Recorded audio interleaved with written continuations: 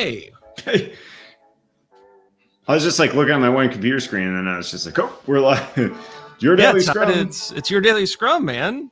We got to bring some knowledge to the people today, Todd. We got some good questions from our viewers. So we have an awesome community here on YouTube. They leave a lot of questions in the comments. They chat with each other as well. You know what they also do, Todd, which is why they're so awesome? They like and subscribe.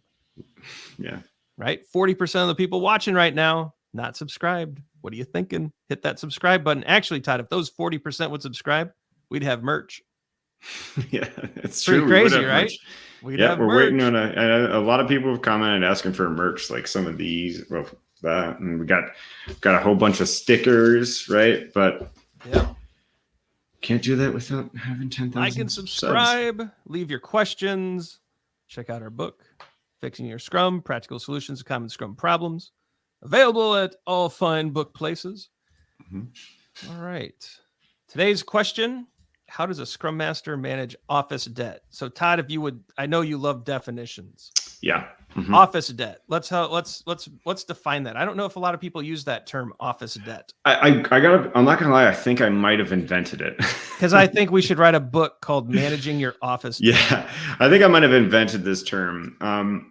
And so we talk about technical debt so much, right? These things in our product that are wreaking havoc, causing us to slow down those things.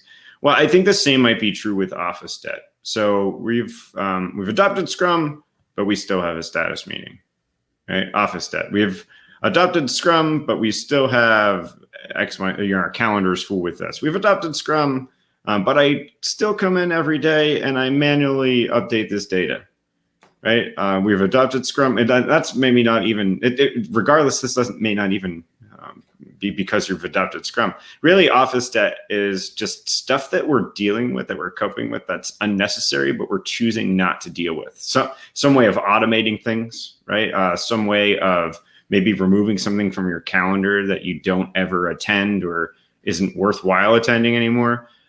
These things that can just hold us back, right? And maybe we're just not conscious of them or cognizant, right? What do you think of that? I think bringing transparency to the situation is critical, right? And I think that's what a Scrum Master does. I'm a big fan of clearing calendars. I think the calendar is one of the biggest pieces of office debt, Todd. All the meetings, 100%. All the meetings. I mean, first of all, when I think about my corporate calendar back when I was an employee at primarily Fortune 500 companies. So I spent a lot of my executive, programmer, PM, Scrum Master, my whole career was pretty much until the end. I guess my career's not over, but the end of working for companies directly was startups, but most of it was huge companies. Half the meetings on my calendar should have been emails. The other meetings typically didn't have direct outcome. I mean, it was a lot of busyness. And I think office debt is really a lot of busyness. How do I stay busy for 8 hours and clock out and go home? And I know most people aren't looking at it like that, but a lot of it is busyness. I think a Scrum Master can help teams realize, hey, these Scrum events, they're supposed to replace every meeting on your calendar, or almost every meeting on your calendar. Let's get that done so that office debt's cleared so you actually have time to work.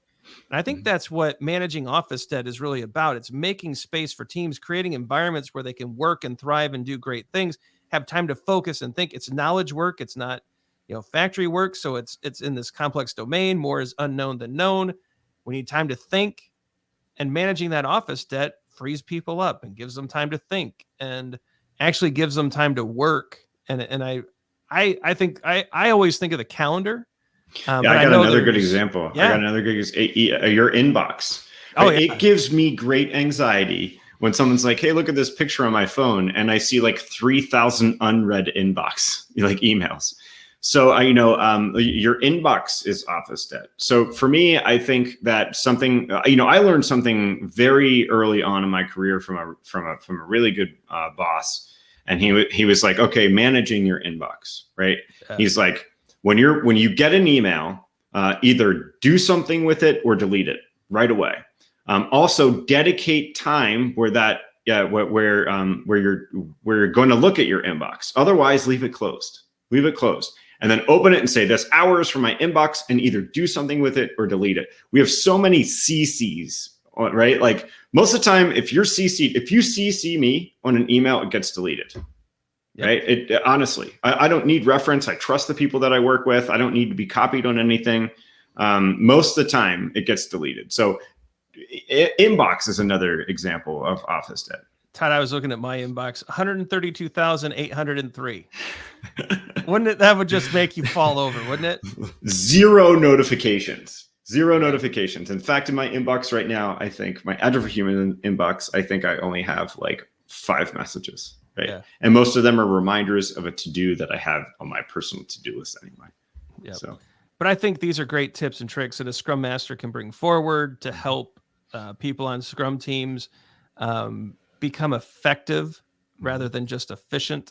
It can reduce the busyness, get the real value flow going, and these things help. So Scrum Masters, keep an eye on this stuff. Emails, meetings, all of this office debt, the stuff that keeps us busy but doesn't deliver real value, and see if you can help your teams kind of manage this out of their life cycle, out of their practice, and get teams back to work. Yeah, do it.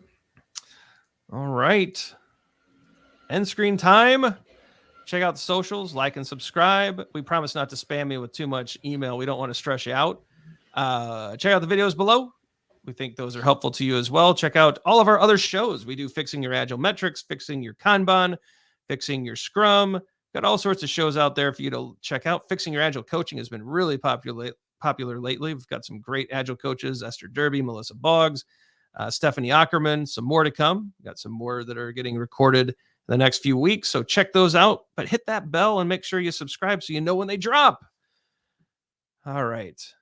I'm Ryan Ripley with Todd Miller.